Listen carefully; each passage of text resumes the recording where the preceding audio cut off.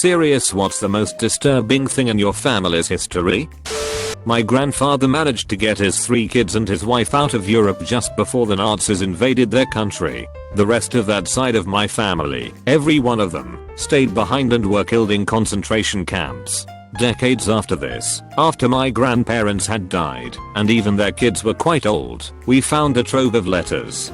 Dozens of them. They were from those family members, clearly responding to my grandfather's repeated pleas to leave as well. Each and every one said they were absolutely certain they would be fine, and it seemed as if they thought my grandfather was an alarmist and a bit of a cook. So many letters, from so many people he was trying to save, and just wouldn't let him do it. I never met my grandfather, because he died of mysterious condition soon after they emigrated. Now that I think about it, in light of him writing his original letters and getting those responses, I think he died of a broken heart. My grandfather was the only son of an unwed Mexican immigrant in Chicago. One day when he was only about 7, she didn't come home. He spoke very little English and had no other family. After she'd been gone for a week and a half, he left their small apartment to find food. He passed away in the 90s, but never knew what happened to his mother. He didn't even know her real name. My great grandpa on my mother's side was a raging alcoholic. While drunk one day, he caught my great grandma cutting their neighbor's hair. He got insanely jealous and shot them both and himself, leaving all 12 of their children without parents. My great grandmother threw her son, my great grandfather, and his sister down a well. They were rescued by their father, who then put them on a ship from Ireland to Canada. The father, my great grandfather, went missing shortly after. My grandfather when he was younger would take my aunts, uncles and my mother free range camping. On the way they would take massive sacks full of acorns. Along the way they would plant an acorn every 5 to 10 meters. And they would do this maybe once a month, which is about 200 to 300 acorns a month. Since then, for about 40 years, dendrologists have been scratching their heads about how massive forests of oaks appeared suddenly and completely changing how nature worked in that area. The first person in my family to immigrate to America was granted an insane amount of land in order to help settle and lead a town in Virginia. 31 years later, he testified against his 2 eldest sons for skipping church 3 Sundays straight. They were fined 100 acres of tobacco each. 2 weeks later, he threw the first stone in a public stoning that resulted in their deaths. They had been convicted of devil worship after skipping church 5 Sundays in a row. He was then forced to resign from all public offices he held.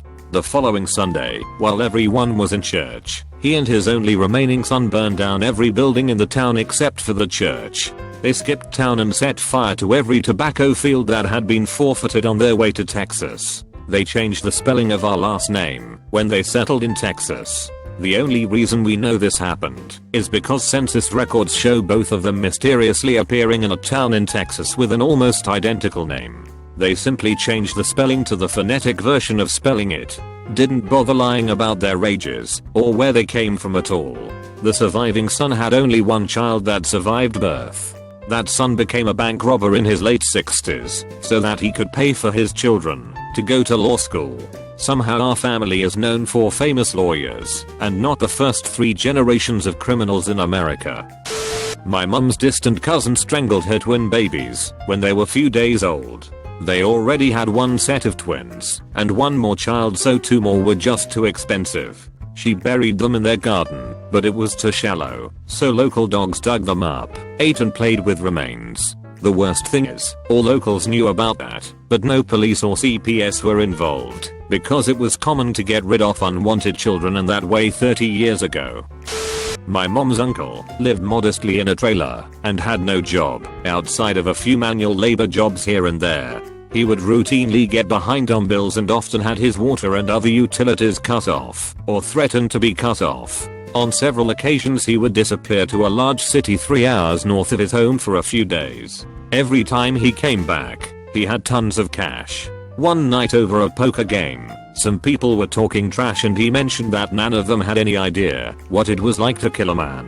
One of the people there was my mom's cousin, who claimed that he overheard the conversation. Of course they probed him for more info, but he wouldn't say anything else. Everyone in the family knew he had a knack for coming into large sums of cash, but no one ever really knew how he got it, other than maybe poker.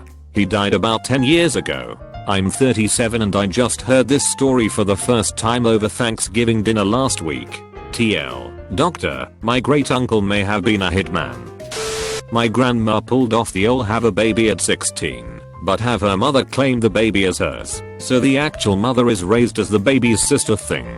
She then left that son/brother in Canada to move to the US and get a job. None of us knew about this until grandma died at the age of 86, when her first son found the family. My dad's great uncle, or some relative of the sort, performed abortions in his home and buried fetuses in the yard. Same guy was also convicted for throwing a Molotov cocktail into the home of the only black family in the neighborhood. He wore a KKK pin on his shirt the day he pleaded not guilty. Great guy. I heard this one just last week. My great grandpa had 4 kids pretty young and was dealing with some depression due to how hard his life was. He left my great grandma out of nowhere when she was only 28, and years later she saw him again with his new wife and 4 new kids with the same damn names. He pretty much made a new version of his old family once he had the money to support them. Their last name is now infamous to my family, and I've actually met a kid with the last name, and I've always wanted to ask who his great grandpa is to see if he's somehow related to me. Mom had an affair when I was about 12 with my uncle, my dad's brother, which explains why he always seemed overly attached to myself and my siblings, more than my other 4 uncles, and also why he randomly moved away when I was a kid. I assume that's when everyone found out.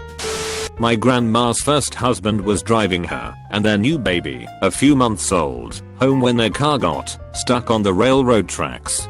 His seatbelt wouldn't unbuckle and the door wouldn't open. Grandma threw the baby from the car into some bushes and managed to escape before the train slammed into the car. Grandpa was killed in the crash. Another is that Uncle Moose fell asleep while driving and crashed into a bridge, killing everyone in the car. Weird secret liquor distillery in Philadelphia that was stolen by a distant relative from my uncle when my grandfather was on his deathbed.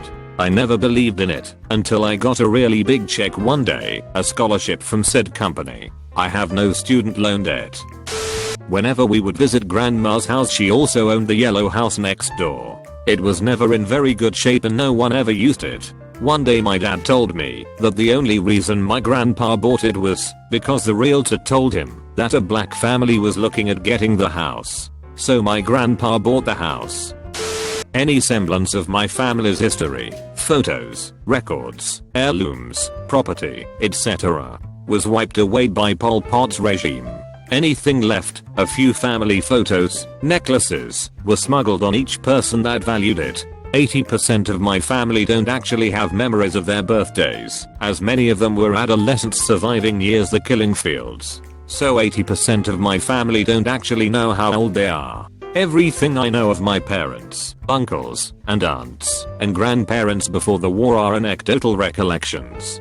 And with only one surviving grandparent, it's hard to piece together a complete story. I and my siblings will literally be the only generation with record of existence in my family.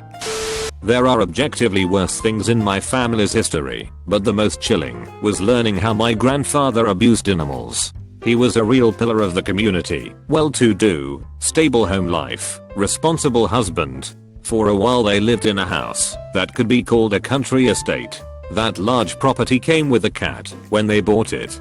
She was a barn cat, a Mauser. Long after they had sold the property, my mother and grandmother were reminiscing about the place, remembered the cat, and wondered what had happened to her kittens. Smiling, he joined the conversation saying, "I asphyxiated them." Then he described how he bundled up each litter of kittens into a bag and tied it to the car exhaust, running the car on idle until they stopped moving. Then he buried them out back. Instead of ever getting the cat spayed, he let her keep having litters and executed every one of them. Never tried to find homes for the kittens, never took them to a shelter. Cost was no barrier. This man had a country club membership and owned a yacht. Yet he was the sort of man who was polite to the waiters, also a doting and loyal husband. Grandmother passed away when I was 19, and the only quarrel I ever saw between them didn't last 5 seconds. No one suspected he was capable of this, not even his wife. When he finally admitted no one treated it like it mattered. I was in my teens in the same room while this conversation occurred, listened in stunned silence, and didn't know what to think of it long afterward.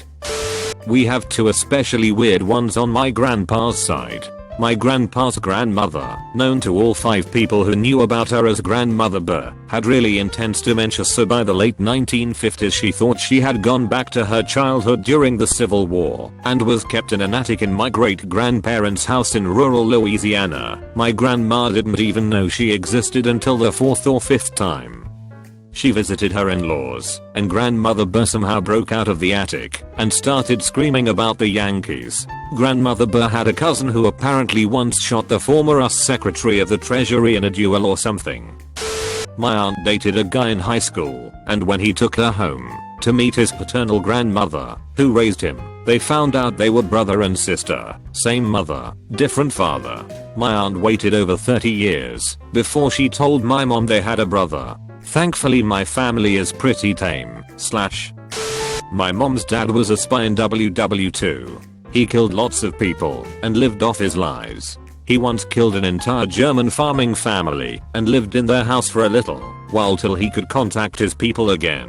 When the war ended, he faked his death to my great grandma and started a family in France and just abandoned them to come back to America to work for the precursor for the CIA. A great aunt of mine committed suicide, which is disturbing, but, unfortunately, not all that uncommon.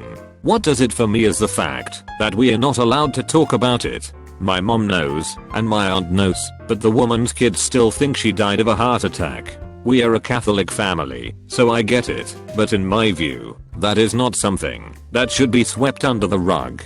Also, my mom's cousin, son of the previously mentioned great aunt, apparently had a tendency to go into a blind rage, at least in his younger days. My aunt has told me that he'd go out and pick fights, and then just beat the shit out of the dude until he had to be taken to the hospital. This was at a time and place where it could all be attributed to a drunk bar fight, but my aunt has said that the dead, soulless look in his eyes as he beat up these people always freaked her out. One of my uncles died as a baby, age 1, 1960s. Everyone knows that he was left in the bath when my grandma went to answer the phone, and she came back to find that the water was too hot and he had burned alive in the bathtub. Turns out my grandma, who already had 2 children and probably wouldn't have made a rookie mistake like that, sent my aunt, age 4, and other uncle, age 3, to take a nap and was across the house on the phone, so she didn't hear them start the water to give my youngest uncle a bath. They were playing bath time and accidentally burned him alive in the bathtub, and neither of them knows the truth/remembers it. My grandma won't tell them because she doesn't want them to blame themselves. Not sure why my mom knows, who then relayed it to me during a deep conversation over family issues. There is a little knot in the family tree. I saw it when the tree was plotted out. 4G grandpa was 30 years older than his wife, who is my 4G grandma. Apparently his first wife died young, and in his mid-40s, he remarried to his late wife's sister's daughter, who was 16 at the time. My mother was sexually assaulted from a young age from my grandfather. 10+ years of abuse. My grandmother blamed my mother, saying she seduced him. Her only escape was the military, which ultimately changed and saved her life. To this day, my extended family knows what happened, but everyone turns a blind eye because they'd rather not have a completely dysfunctional family.